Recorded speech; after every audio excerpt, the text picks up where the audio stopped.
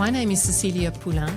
Welcome to the Pathway to Partnership podcast, where we talk about what it really takes to succeed as a woman lawyer in a law firm.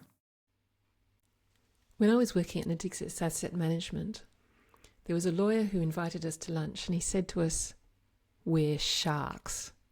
Feed us." I found that completely ridiculous and it turned me right off wanting to work for him. Welcome to the Pathway to Partnership podcast. My name is Cecilia Poullain. I'm a recovering finance lawyer, a coach, and someone who thinks far too much about what it takes for women to succeed in law firms. That's what this podcast is all about. It's not just about making partner, but it's doing it in a way that plays to your strengths, keeps you energized, and sets you up for a career that goes the distance 10, 20, 30 years and beyond. We talk about confidence, we talk about client development, we talk about the conversations you've been putting off, and we talk about how to position yourself so that the right people, whether they're partners, clients or colleagues, see you in the way you want to be seen. Okay, let's dive in. When I was working at Jones Day in Paris, I was so proud of myself for having organised a lunch with previous colleagues. But then my boss said to me, "What are we going to talk about?" And my initial reaction was, well, we should just listen to what they have to say and respond. But he insisted, and he was absolutely right. We needed to work out what we wanted out of the lunch and how to sell the firm. At business lunches, listening simply isn't enough. You also need to sell. I'm talking to a lot of women lawyers at the moment who are having trouble with business lunches. They find that the conversation quickly goes into small talk about holidays and children, and they have trouble knowing how to talk business and how to sell themselves and the firm without it sounding sleazy. They tell me that they want to be the person who walks into the room and everyone immediately thinks, "Wow, yes, that's the lawyer for me."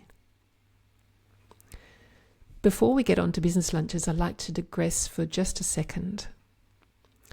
If a potential client is thinking, "Wow, yes, that's the lawyer for me," then they're probably judging on confidence rather than competence.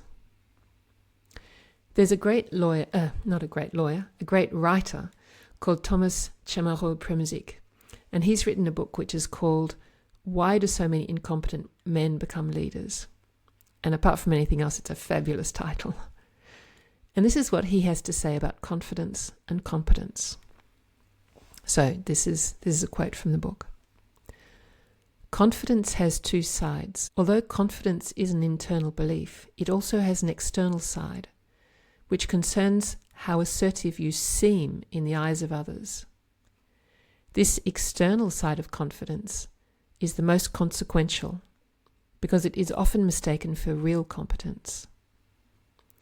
Although both women and men reported feeling confidence, men were much more likely to be rated by other people as appearing confident. Women's self-reports of confidence had no correlation with how others saw their confidence." So there's the distinction between how confident we feel and how confident people think we feel. And the research shows that people are much more likely to think that men feel confident. So there's that, but we also tend to mix up confidence and competence. That hugely charismatic person who walks into the room and everyone thinks, "Wow, yeah, that's the lawyer for me." They may be or they may not be the best lawyer, because charisma and confidence has no correlation to competence. So my little digression is really, clients, beware. Now let's get back to business lunches. When I was working at Natixis Asset Management, there was a lawyer who invited us to lunch and he said, "We're sharks. Feed us." And I found that completely ridiculous and it turned me right off wanting to work with him. So that's an example of what not to do at a business lunch. But if that's what you don't do, What do you do? Well, firstly, the whole relationship doesn't hang on a single lunch. A business lunch should be seen as part of the marketing funnel. There's a before and there's an after. The before is all about knowing how you define and meet your ideal clients, what I call define and draw in my define, draw, deepen model. Meaning, who are you looking to meet and how do you draw those ideal clients into your world? Where do you meet them? Where do they hang out? The business lunch corresponds to the last part of my model, which is deepen. It's all about deepening the relationship. Business lunches are just one way of deepening relationships, and you need to be thinking about other opportunities to get the client to know, like, and trust you, and other ways of staying top of mind so that when they need a lawyer, they immediately think of you. In other words, what's going to happen after the lunch? Will they be on the list for firm events? Will you ask permission to put them on your mailing list for your newsletter? Will you regularly send them interesting articles?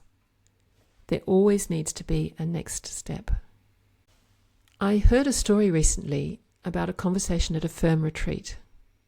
Apparently there were a whole bunch of partners sitting around just chatting. And these partners were all women, and there was one man. And then the conversation veered on to topics that were slightly more personal, but it wasn't anything particularly intimate. So they started talking about holidays and children. But even that was too much for the man. He couldn't handle it, so he actually got up and left. Once my father went to play golf with a friend. The friend had just got divorced, and when Dad got home, my mum asked him how his friend was getting on after the divorce.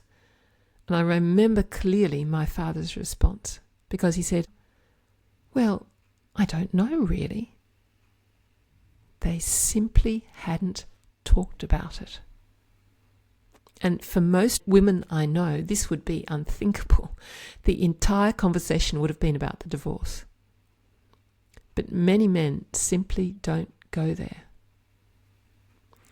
Now, this has huge advantages for women because they support each other and are supported emotionally in ways that men often aren't. But the flip side is that they can be less at ease in talking business, which is where many men spend most of their conversational time. And that's what women lawyers are telling me. They tell me that when they meet clients, the conversation quickly veers into small talk, which is a great way to build rapport, but it's not helping them build their credibility as a lawyer. What is talking business? What I hear men talking about is world politics, local politics, current affairs, what's in the news, the stock market, the price of property, all that good stuff. They're actually things that don't interest me very much, which is why I was delighted to leave the world of business and become a coach. My version of talking business is all about asking the right questions so that you understand your client's world and then sharing your relevant expertise. I believe that's more effective than talking about current affairs. Now I'd like to share with you 4 different angles you can take on a business lunch, and these angles fit more with women's conversational styles. One angle is to think of it as a sales conversation, and you're probably going to go, "Oh, I don't want to have a sales conversation. That's sleazy. I don't like sales conversations." But that depends what you think a sales conversation is. If a sales conversation is all about listening deeply, asking a lot of questions in order to understand the client's problems, then sharing your relevant experiences, showing that you can solve those problems, or maybe that you can't, then suddenly a sales conversation isn't sleazy at all. I talk a lot more about sales conversations in the episode which is called Sales Conversations Without Fear for Women Lawyers. And you may want to go back and listen to that episode if you'd like to go a little bit deeper. Another angle is to focus on what you want out of the lunch. It's not all about the client. A business lunch is a fantastic opportunity for you to understand the market better, to understand their organization better, to understand your ideal client better. Here are some examples. You might want to know about the big issues facing them in their professional life or facing their organisation. You might want to know about how their team, department or organisation is structured, whether there have been any changes, who the decision makers are. You might be looking out for opportunities to cross-sell. So if you're working in finance, for example, you might want to know who the head of HR is and offer to make an introduction to your partner specialised in employment law. You might ask them what their experience with lawyers has been.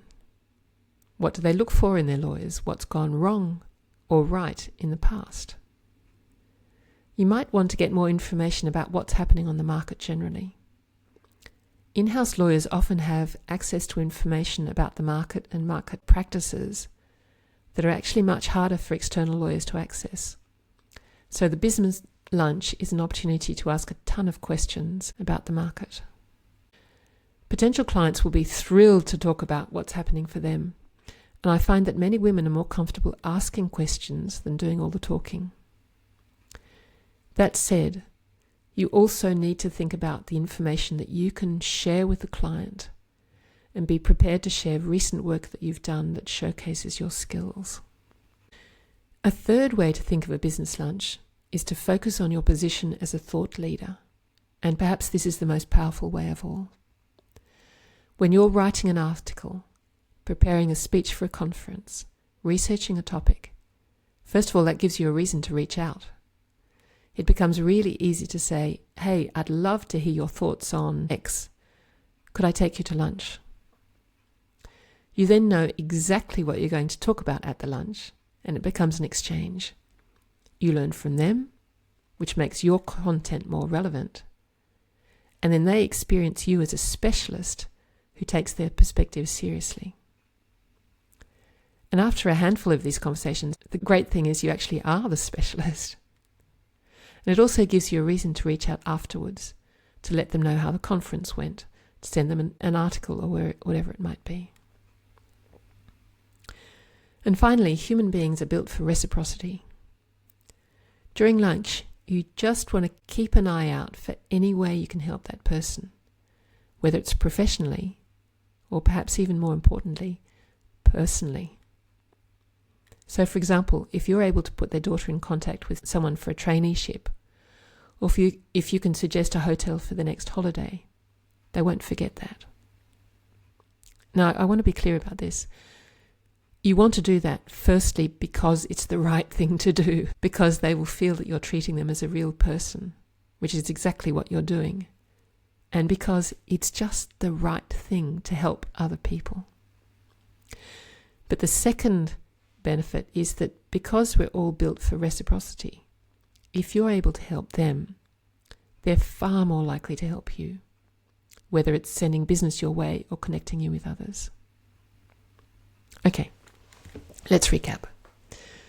4 ways to approach your next business lunch. Firstly, treat it as a sales conversation, which means asking a ton of questions and, importantly, sharing your relevant expertise. Secondly, focusing on what information you would like out of the lunch. Thirdly, use it in order to build your thought leadership and your position as an expert. And finally, looking out for any ways you can be of service, because it's the right human thing to do, and because we're all built for reciprocity. So that's it for this episode.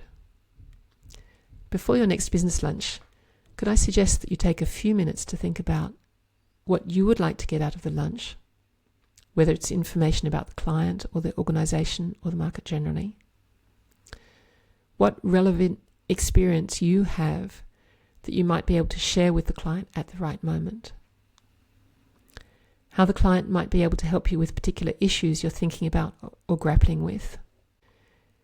Thank you so much for joining me on the Pathway to Partnership podcast. I really appreciate it. I hope that this episode has given you more confidence as you walk into your next business lunch. If you found this podcast useful, please subscribe. Please share it with a colleague. Please leave a review so that together we can help more women make it to partnership and thrive when they get there.